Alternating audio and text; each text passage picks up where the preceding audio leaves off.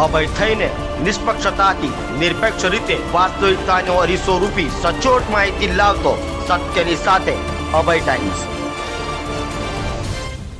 ઉધના વિસ્તારમાં એટીએમમાંથી ચોરીનો પ્રયાસ કરાયો હતો, જે આરોપીઓને બેસ્તાન આવાસમાંથી પોલીસે ઝડપી પડ્યા હતા। સુરતમાં ચોરીની વધી રહેલી ઘટનાઓ વચ્ચે ઉધના પોલીસને સફળતા મળી છે। ઉધના પોલીસે ઉધના વિસ્તારમાં આવેલ એટીએમમાં ચોરીનો પ્રયાસ કરાયો હતો। 2 ઇસમો સીસીટીવીમાં કેદ થયા હોય, જેને લઈ ઉધના પોલીસે તપાસ હાથ ધરી બેસ્તાન આવાસ ખાતેથી 2 રીઢાઓને ઝડપી પાડ્યા હતા અને તેઓની પૂછપરછ કરતા એટીએમમાં ચોરીના પ્રયાસની કબૂલાત કરી હતી। હાલ તો ઉધના પોલીસે બંનેની વધુ પૂછપરછ હાથ ધરી છે। શોપિંગ સેન્ટરમાં એક એક્સિસ એનું એટીએમ આવેલું હતું।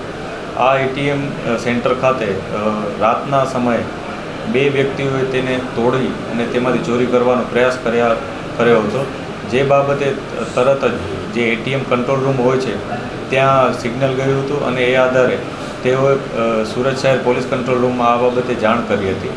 જે જાણ થતાં જ ઉધના પોલીસની ટીમ તરત એના ઉપર કાર્યવાહી કરવા લાગી ગઈ હતી, જેમાં સ્થળ ઉપર વિઝિટ કરતા જે એટીએમ મશીન જે હતું સેન્ટર, ત્યાં જે મશીન હતું એ તૂટેલી હાલતમાં હતું અને ત્યાંથી 2 વ્યક્તિઓ ત્યાંથી નીકળી ગયા હતા એ પ્રકારની માહિતી પોલીસને મળી હતી।